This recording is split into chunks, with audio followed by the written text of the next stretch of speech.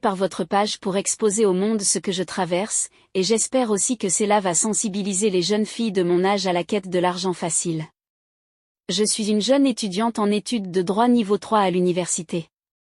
J'ai fait la connaissance d'un homme marié il y a 6 mois, je lui ai expliqué mes conditions de vie très précaires et que je voulais me lancer dans une activité qui me serait rentable, et qui devait me permettre de gérer ma famille. Lui et moi on entretenait nos rapports dans des appartements meublés puis il me donnait 20 000 francs de transport.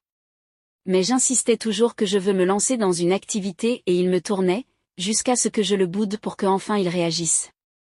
Il m'a appelé un soir vers minuit dans le meublé où nous avions l'habitude de coucher pour me parler, il m'a dit que je peux m'ouvrir la plus grande boutique de quoi si je le veux, mais qu'il fallait qu'on s'entraide mutuellement. Il m'a dit que je devais juste lui vendre mes serviettes usées tous les mois, avec mon rouge dessus et au prix de 200 000 francs. Il m'a rassuré qu'il n'était dans aucune loge et que c'était juste pour des petits rituels, qui devaient lui permettre de conserver son poste dans leur entreprise, voire même le faire évoluer en grade. J'ai accepté le bail et je recevais les 200 000 francs tous les mois. À seulement 4 mois de business ensemble, l'argent m'avait complètement transformé. Je partais dépenser dans les boîtes de nuit et même mon projet de boutique j'avais oublié. Je dépensais sans rien dire à mes parents, je vivais ma vie, jusqu'à ce que le malheur vienne frapper à ma porte. J'ai commencé à avoir des douleurs au bas-ventre sans même que je n'aie mes règles, je ne pouvais plus profiter d'un rapport corps à corps, sans me tordre de douleur, et désormais pendant mes rapports je saignais abondamment sans toujours avoir mes règles. Je suis partie dans des hôpitaux, j'ai fait des examens en pensant que c'était une infection urinaire que j'avais eue, ou même que c'était des kystes ou des myomes. À chaque fois les médecins me disaient toujours qu'ils ne trouvent rien, tous les examens étaient négatifs. Le monsieur prenait de moins en moins mes appels et quand il prenait c'était pour me dire qu'il est en mission et qu'il n'a pas le temps, que je parte à l'hôpital.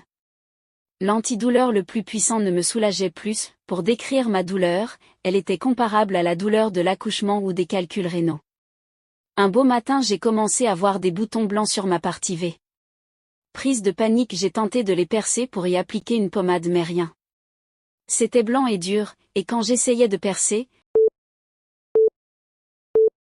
je suis partie dans un autre hôpital, le médecin m'a dit qu'il ne sait pas ce que ça peut être qu'il va faire des examens approfondis.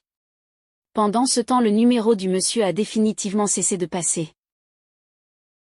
2 jours après j'ai retenté de percer et là je me suis mise à pleurer et crier.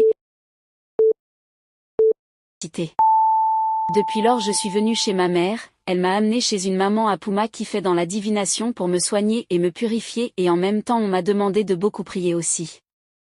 À l'heure où je vous écris je ne sais pas si le traitement va marcher, encore moins ce qui va advenir de moi. J'ai voulu passer par votre page pour déjà sensibiliser les jeunes filles qui ont leur avenir devant elles de faire attention, et aussi si des gens ont d'autres solutions qui pourraient m'aider je vous serais reconnaissante.